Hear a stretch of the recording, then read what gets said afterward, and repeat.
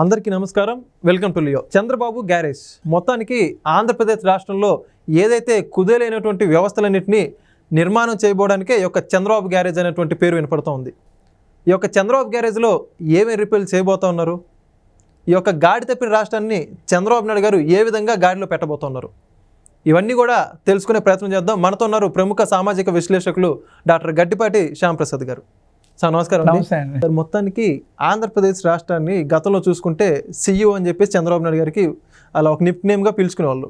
ఇప్పుడేమో చంద్రబాబు గ్యారేజ్ రాష్ట్రాన్ని రిపేర్ చేయాలంటే ఈయన ఉండాల్సిందని చెప్పేసి అనేక మంది వాదన. ఇది రాష్ట్ర వ్యాప్తంగా కాదు, దేశవ్యాప్తంగా కూడా ఇప్పుడు అమరావతి అనే బ్రాండ్ కావచ్చు, వీటన్నిటిని ముందుకు తీసుకెళ్లాలంటే చంద్రబాబు నాయుడు గారు ఖచ్చితంగా ఉండాల్సిందని చెప్పేసి చెబుతున్నారు.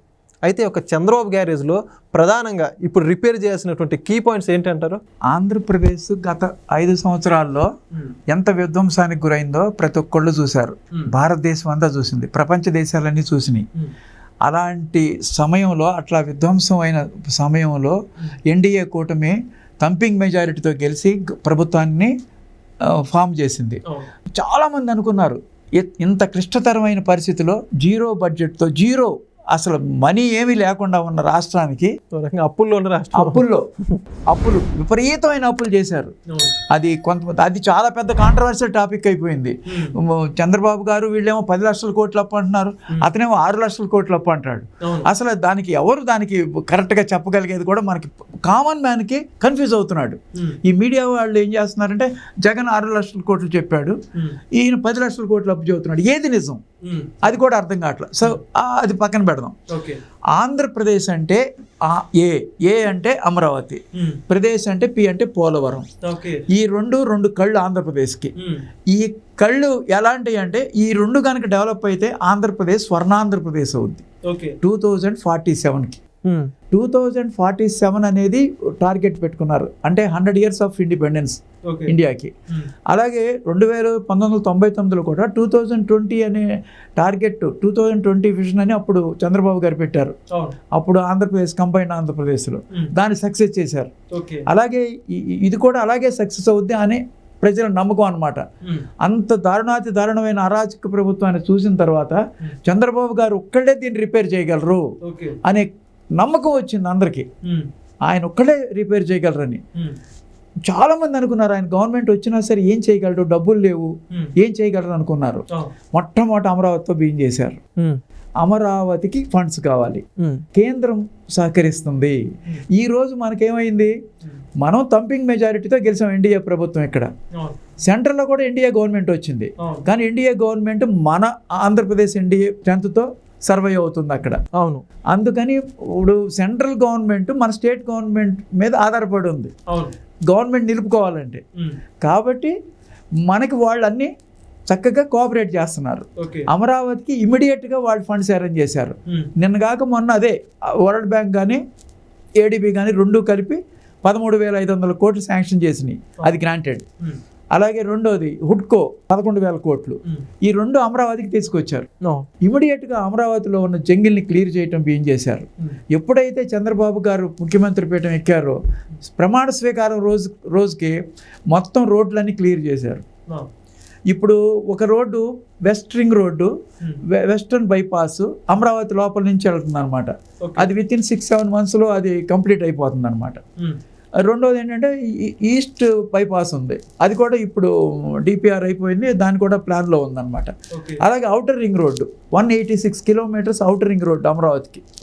ఆ 186 kilometers 25,000 crores ఇన్వెస్ట్మెంట్ అవుతుంది. అది గడ్కరీ గారు సెంటరే పెట్టుకుంటుందని చెప్పారనమాట. తర్వాత దానికి ల్యాండ్ కావాలి. ఆ ల్యాండ్ కాస్ట్ ఇటువరకు ఆంధ్రప్రదేశ్ గవర్నమెంట్ని పెట్టుకోమన్నారు, కానీ ప్రస్తుతం ల్యాండ్ కాస్ట్ కూడా సెంటరే పెట్టుకుంటానంటుంది అనమాట.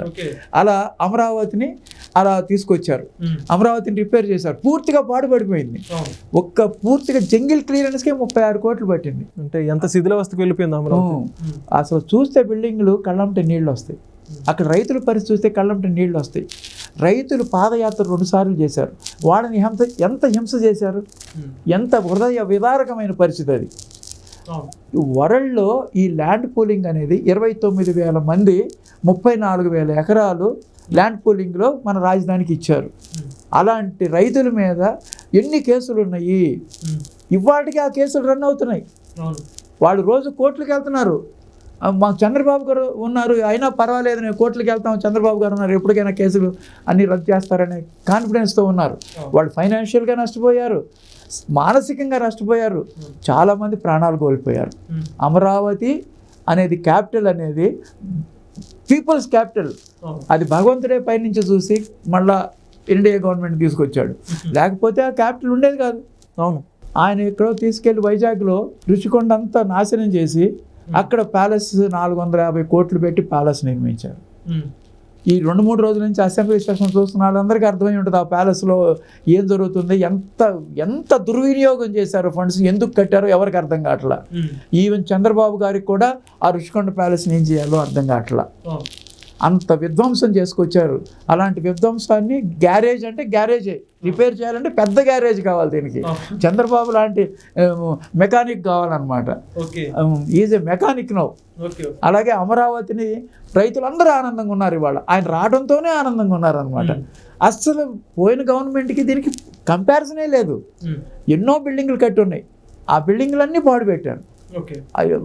దానికోసం ఐఐటి పీపుల్ని తీసుకొచ్చి ఆడ సామర్థ్యాన్ని పరీక్షించారు. ఫస్ట్ రేపు జనవరి నుంచి కన్స్ట్రక్షన్ మొదలవుతుంది. మొన్న సిఆర్డిఐ బిల్డింగ్ మొదలు పెట్టేశారు. సిఆర్డిఐ బిల్డింగ్ ఫస్ట్ బిల్డింగ్ అవుతుంది. సిఆర్డిఐ ఆధ్వర్యంలోనే అమరావతి కన్స్ట్రక్షన్ జరుగుతుంది అనమాట. నారాయణ గారు దీనికి బాగా కృషి చేస్తున్నారు.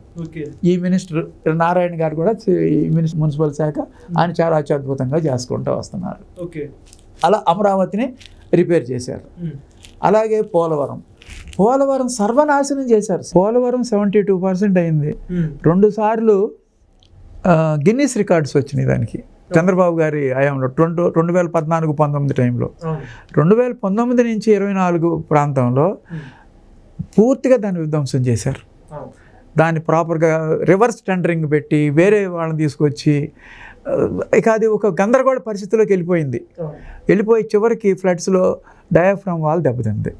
డయాఫ్రామ్ వాల్ దెబ్బతింటే దానికి కూడా సెంట్రల్ గవర్నమెంట్ 12,500 కోట్లు శాంక్షన్ చేయించుకున్నారు పోలవరానికి. దాన్ని అట్లా రిపేర్ చేస్తున్నారు ఆ పార్ట్ని. ఒక కారు గ్యారేజీకి వస్తే అమరావతిని ఆ విధంగా ఫండ్స్ తీసుకొచ్చి వర్క్ కూడా మొదలుపెట్టేసి అట్లా రిపేర్ చేశారు. అట్లా పోలవరాన్ని ఎట్లా రిపేర్ చేస్తున్నారు. అట్లా ఈ రెండు కళలాంటి అమరావతి పోలవరం కనుక పూర్తి అయిపోతే ఆంధ్రప్రదేశ్ సస్యశ్యామలం అయిపోతుంది. దానికి ఏమవుతుందంటే అటు విజయనగరం వరకు పోలవరం కాలువ వెళ్తుంది, ఇటు విజయవాడ కృష్ణానది వరకు వస్తుంది. తర్వాత దాన్ని పెన్నాకు కలపాలనే ఆలోచనలో చంద్రబాబు గారు ఉన్నారనమాట. నదుల అనుసంధానం. అప్పుడు ప్రతి ఒక్క ఎకరానికి నీరు వెళ్తుంది అనమాట.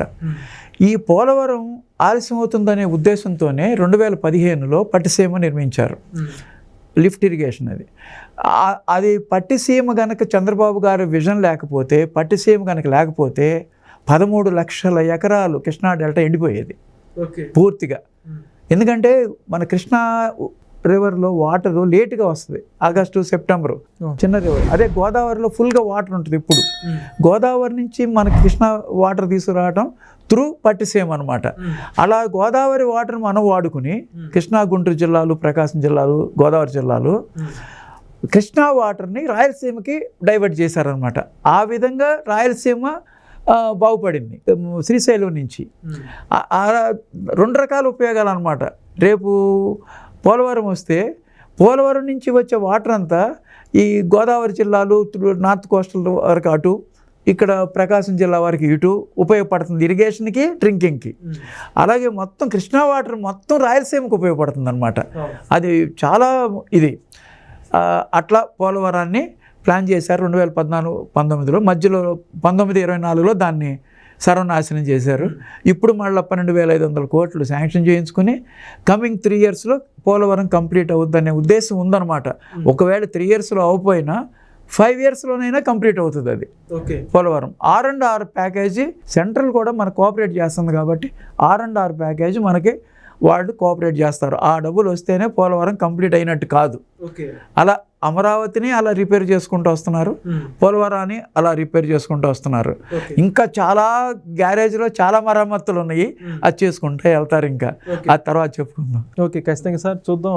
నిజంగా మీరు చెప్పినట్టు రాష్ట్రానికి ఏవైతే ముందు అభివృద్ధిలో చూసుకుంటే ఒక అమరావతి కానీ అదేవిధంగా పోలవరం కానీ ఒక రాష్ట్రం సస్యశ్యామలంగా మారాలంటే ఇవి కూడా ప్రధాన అంశాలు మీరు చెప్పిన విధంగా చూద్దాం. రానున్న మరమ్మతులు కూడా రాబోయే వీడియోలో చర్చించుకుందాం. థ్యాంక్ యూ సార్, ధన్యవాదాలు. నమస్తే అండి. Please subscribe to Leo News for more videos.